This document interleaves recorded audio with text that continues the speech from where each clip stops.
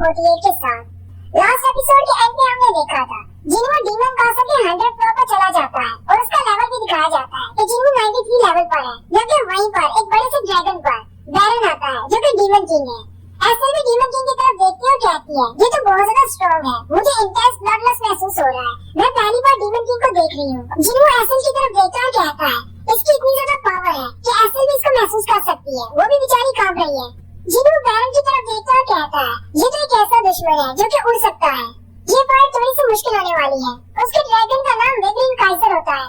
जिन्हों साथ ड्रैगन की तरफ देखकर कहता है ये तो एक विब्रिंग ड्रैगन है, यहाँ पर मैंने डीमंस के अलावा सिर्फ एक घोड़े को देखा है और इसके अलावा इस ड्रैगन को देख रहा हूँ।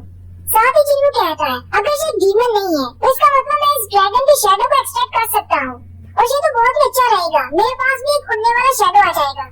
डीमन किंग वापस में हवा में चला जाता है और अपनी तलवार को सामने की तरफ करते हुए अपने स्किल को एक्टिवेट करता है, जिससे बहुत सारे गेट्स ओपन होते हैं और उनमें से डीमन आर्मी बाहर निकलती है और बड़े-बड़े गेट्स में से डीमन सोल्जर्स और डीमन नाइट्स निकलते हैं जो कि काफी ज्यादा स्ट्रॉन्ग होते हैं। जिन्हों उस आर्मी की तरफ देखता है कहता है डीमन नाइट्स और डीमन जनरल्स ये कम से कम किसी ए रैंक के लेवल के हंटर के बराबर तो होंगे, लेकिन असल मसला ये है कि यहाँ पर बहुत सारे डीमंस हैं जिनका मुझे मुकाबला करना पड़ेगा, यहाँ पर कम से कम 100 से ज्यादा है। ऐसे जिन्हों से कहती है सर अब हम लोग क्या करेंगे, वो डीमंस तो आगे बढ़ रहे हैं। जिन्हों से कोई भी जवाब नहीं देता और उसे कहता है एक मिनट रुको। डीमंस की आर्मी उसके करीब आती जा रही होती है, जैसे ही वो उसके थोड़ा सा करीब पहुंच जाते हैं जिन्हों अपने डीमन मोनार्च एरिया इफेक्ट को एक्टिवेट करता है। जिन्हों का लेवल अप होने की वजह से उसका एरिया इफेक्ट भी काफी ज्यादा बड़ा हो जाता है। साथ ही जिन्हों अपने शैडो सोल्जर्स को बाहर निकाल लेता है और उन सबको अटैक करने का कहता है। और आप सबको पता होगा इस एरिया इफेक्ट के अंदर डीमन सोल्जर्स के स्टैट्स 50% तक बढ़ जाते हैं, यानी कि उनकी पावर 50% बढ़ जाती है। जिन्हों के सारे सोल्जर्स डीमन आर्मी को मारना शुरू कर देते हैं। जिन्हों के सारे जनरल्स भी अच्छे से फाइट कर रहे होते हैं, जबकि टस्क भी अपने क्रिस्टल को इस्तेमाल करते हुए हाइवन ऑफ कंबशन इस्तेमाल करता है, जिससे एक जबरदस्त फायर इफेक्ट पैदा होता है और सामने से बहुत सारे डीमंस मर जाते हैं। ऐसे भी ये देखकर बहुत ज्यादा हैरान हो जाती है और कहती है मैं जिन्हों के साथ 89 फ्लोर से यहाँ पर आई हूँ, लेकिन मैं पहली बार जिन्हों को फाइट करते हुए देख रही हूँ, ये तो बहुत ज्यादा अमेजिंग है। लेकिन साथ ही ऐसे बैरन की तरफ देखती है और कहती है ये तो इस जगह का किंग है, जबकि जिन्हों एक मॉन्स्टर है जो कि हमारे डीमंस को मार रहा है। मुझे किसका साथ देना चाहिए, अपने किंग का या अपने जिन्हों का? बैरन की स्पेशल एबिलिटी ये होती है कि वो अपने मुंह से लाइटनिंग क्रिएट कर सकता है, ऊपर की तरफ मुंह करते हुए एक जबरदस्त लाइटनिंग शॉट पैदा करता है। जिन्हों जल्दी से एसल को कवर कर लेता है और कहता है ये कोई ऑर्डिनरी लाइटनिंग नहीं है, इससे तो मेरे बहुत सारे शैडोज मर गए। ये कोई आम मैजिकल लाइटनिंग नहीं है, ये तो एक स्पेशल मैजिकल लाइटनिंग है। मेरे शैडोज इसके सामने बिल्कुल बेबस है। अगर मैंने जल्दी से इसका कोई हल नहीं निकाला तो मेरे शैडो सोल्जर्स बार-बार रीजनरेट करने के बाद मेरी माना पावर खत्म हो जाएगी।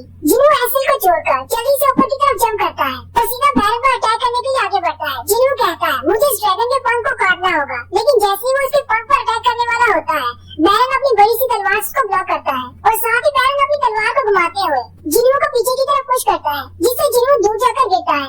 जिन्हों के नीचे गिरने के फौरन बाद ही बैरन फिर से अपने मुंह में इलेक्ट्रिसिटी को लोड करता है और उस पर अटैक करता है। जिन्हों उठकर भागना शुरू कर देता है, जबकि बैरन अपनी इलेक्ट्रिसिटी को उसके पीछे पीछे दौड़ा रहा होता है, बिल्कुल एक लेजर बीम की तरह जो कि अपने टारगेट का पीछा कर रही हो। जिन्हों कहता है इसकी इलेक्ट्रिसिटी की स्पीड तो बहुत ज्यादा है, ये मुझे बहुत जल्दी पकड़ लेगा, मुझे नहीं लगता कि मैं इसके अटैक से बच पाऊंगा। उसी वक्त नीचे से टस्क आगे बढ़ता है और अपनी फायर पावर को इस्तेमाल करते हुए उसकी इलेक्ट्रिसिटी को ब्लॉक करता है। आपको याद होगा कि टस्क भी अपने मुंह से फायर पावर निकाल सकता है। उन दोनों की पावर्स आपस में टकराती हैं क्योंकि टस्क के पास वो मैजिकल क्रिस्टल है जिसकी वजह से उसकी फायर पावर बहुत ज्यादा बढ़ जाती है। वो बैरन की इलेक्ट्रिसिटी को पीछे की तरफ पुश करते हुए ऊपर की तरफ ले जाता है, जिससे बैरन का ड्रैगन जख्मी हो जाता है और बैरन अपने ड्रैगन से नीचे गिर जाता है। जिन्हों कहता है टस्क को मैजिकल क्रिस्टल देकर मैंने बहुत ही अच्छा फैसला किया था। बैरन के नीचे गिरते ही जिन्हों उठकर खड़ा हो जाता है और अपना ड्रैगन निकाल लेता है और उसे कहता है चलो शुक्र है तुम नीचे तो आ गए, ऊपर की तरफ देख कर तुम्हें तो गर्दन में दर्द हो गया। डीमन किंग नीचे उतरने के बाद भी अपने मुंह से इलेक्ट्रिसिटी फायर कर रहा होता है और जिन्हों के बहुत सारे सोल्जर्स को मार देता है।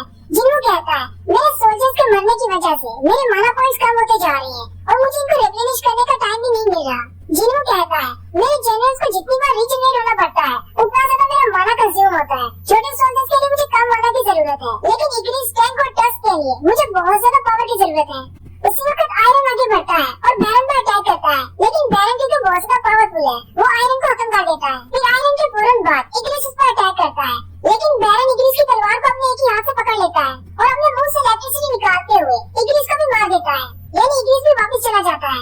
असल में मैं यहाँ पर शैडोज के लिए मरने का लफ्ज इस्तेमाल कर रहा हूँ, लेकिन ये शैडोज मर नहीं सकते, ये दोबारा से रीजनरेट हो जाते हैं। जिन्हों उठता है और अपने वाइडर स्ट्राइक इफेक्ट को इस्तेमाल करते हुए अपने डैगर के साथ बैरन पर अटैक करता है, लेकिन बैरन अपनी बड़ी सी तलवार को सामने करते हुए उसके अटैक को ब्लॉक करता है। जिन्हों कहता है मेरी वाइडर स्ट्राइक को भी इसने ब्लॉक कर दिया। उसी वक्त बैरन आके अपना हाथ बढ़ाता है और जिन्हों को सर से पकड़कर ऊपर उठा लेता है। बैरन जैसे ही अपने दूसरे हाथ में पकड़ी हुई तलवार से जिन्हों को मारने लगता है, उसी वक्त इग्रिस फिर से निकलता है और अपनी तलवार से उसकी तलवार के अटैक को ब्लॉक करता है। जिन्हों जल्दी से अपने नाइफ को उसके सीने में दंसा देता है। दूसरी तरफ से इग्रिस भी अपनी तलवार को उसके बाजू में दंसा देता है, जो कि उसके बाजू के आर पार हो जाती है। बैरन के दूसरे हाथ से उसकी तलवार छूट जाती है।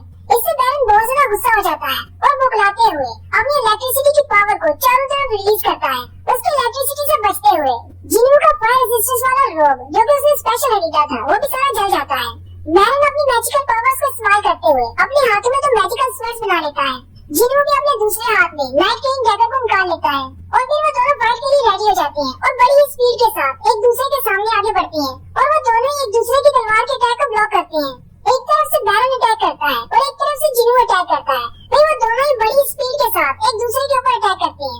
जिन्हों बैरन के बिल्कुल सामने खड़ा होता है।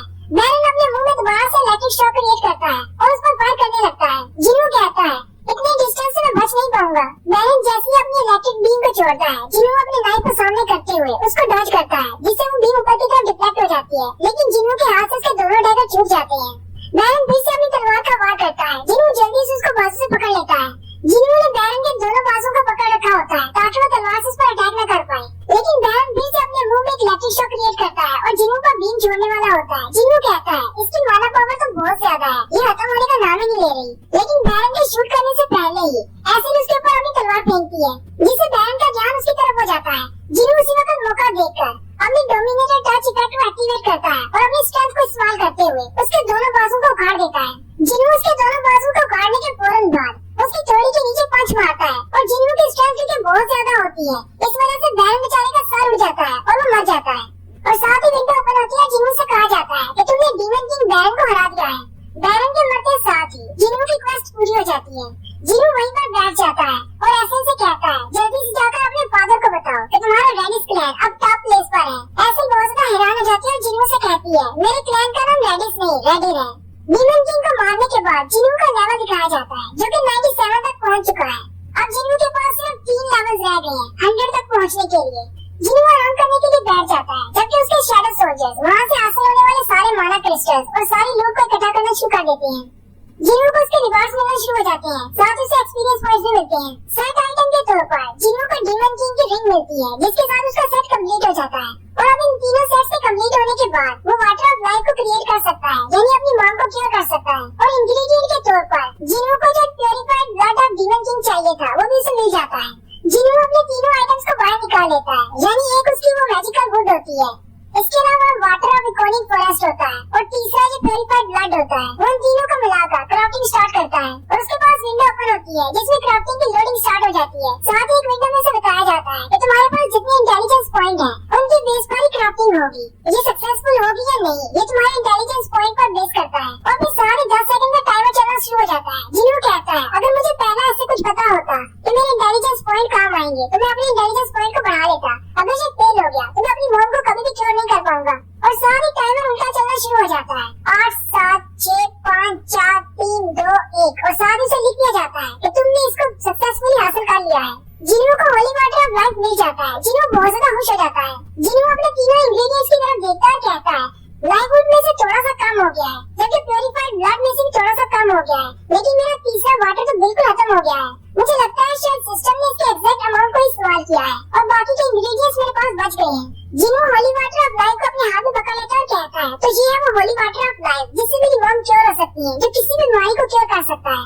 लेकिन इसे मेरी मॉम को पूरा पीना होगा, पता नहीं मेरी मॉम इसको पूरा पी पाएंगी या नहीं। जिन्हों कहता है मुझे अभी के अभी वापस जाना होगा और सीधा हॉस्पिटल ही जाना होगा। उसी वक्त आयरन उस ड्रैगन को खींचता हुआ उसके पास ले आता है। जिन्हों आयरन की तरफ देखता है, कहता है आयरन तुम तो बहुत ज्यादा समझदार हो गए हो, इस बार तो तुमने जल्दी से समझ लिया तो मुझे क्या चाहिए। जिन्हों उस ड्रैगन की तरफ देखता है, कहता है जागो और उसके शैडो को बाहर निकाल लेता है। जिन्हों से देखकर खुश हो जाता है, कहता है चलो मैं डीमंस को तो अपने सोल्जर नहीं बना सकता, कम से कम मुझे एक उड़ने वाला ड्रैगन तो मिल गया। साथ ही जिन्हों से कहा जाता है इस ड्रैगन के लिए अपना नाम चूज करो। जिन्हों कहता है मुझे इसका नाम याद नहीं रहा, चलो मैं इसे अपना एक नाम देता हूँ, आज के बाद इसका नाम काइसल होगा।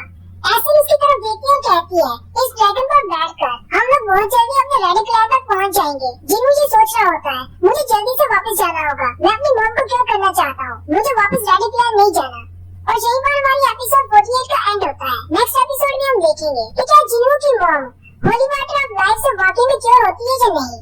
वीडियो की एक्सप्लेनेशन अच्छी लगी हो तो चैनल को सब्सक्राइब कर दें, वीडियो को लाइक और शेयर कर दें। शुक्रिया।